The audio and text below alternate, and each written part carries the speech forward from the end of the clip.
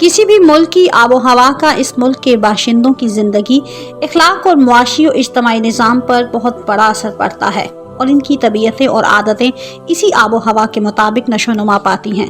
जजीरा नुमा होने की वजह से अरब की ज़मीन खुश्क, बंजर और रेगिस्तानी थी। बारिश की किल्लत और पानी की अदम फराहमी की वजह से ना तो वो ज़राअत के काबिल थी और ना ही शहरी आबादी के लिए मौजू थी। गालिबन इसी बिना पर मौरखीन ने अरब कौमों को दो हिस्सों में तकसीम किया है।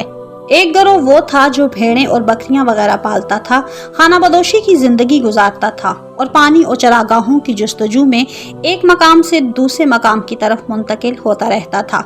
इसकी हैसियत और मुआशरत चरवाहों से ज्यादा नहीं थी।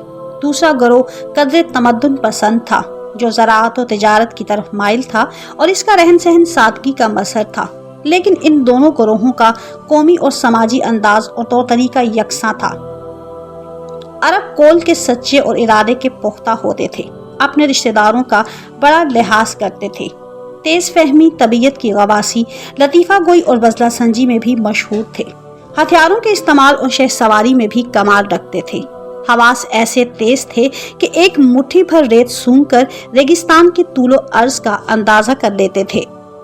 अरबों में जहालत कूट कूट कर भरी थी। खूनरेजी, गारतगरी, बेरहमी और अहसनी वगैरह से इन्हें कुदरती मिलान था। कीना परवर ऐसे कि उम्रें गुजर जाएं मगर कीना बरकरार रहता था, जिसके बारे में हुक्मा का कौल है कि ऊंट का गोश्त खाने की वजह से ऐसा था क्योंकि ऊंट इंतहाई कीना परवर जानवर होता है। खुद साल बच्चे देवताओं पर भीड़ चढ़ाए जाते थे और लड़कियां जिंदा दफन कर दी जाती थी। मुर्दा जानवर का गोश्त इनके लिए उम्दा और लजीज तरीन ग़िज़ा थी।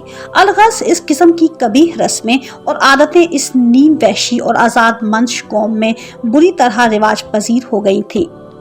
तारीख बताती है कि अरब का पूरा मुआशरा एक ही रंग में रंगा हुआ था। ये लोग गैर अल्लाह की परस्तिश पर ईमान रखते थे।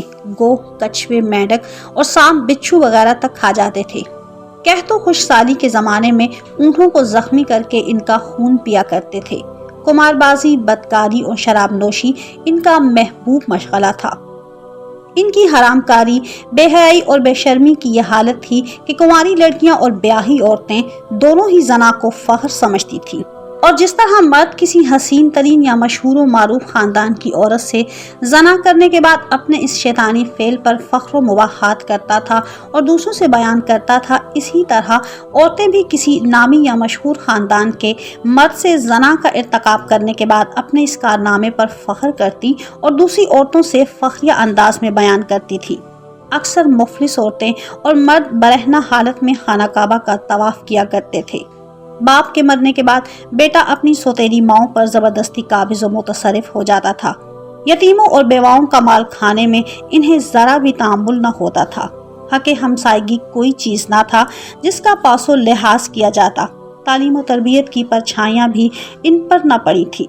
हज़रत सल्लल्लाहु अलैहि वसल्लम के ज़हूर से पहले इन अरबों में 1700 लड़ाइयाँ हो चुकी थी और ये लड़ाइयाँ इस किस्म की होती थी कि अगर एक कबीले का आदमी दूसरे कबीले के आदमी को कत्ल कर देता तो इसका कसास लेने के लिए 50-50 बरस तक जंग होती रहती थी।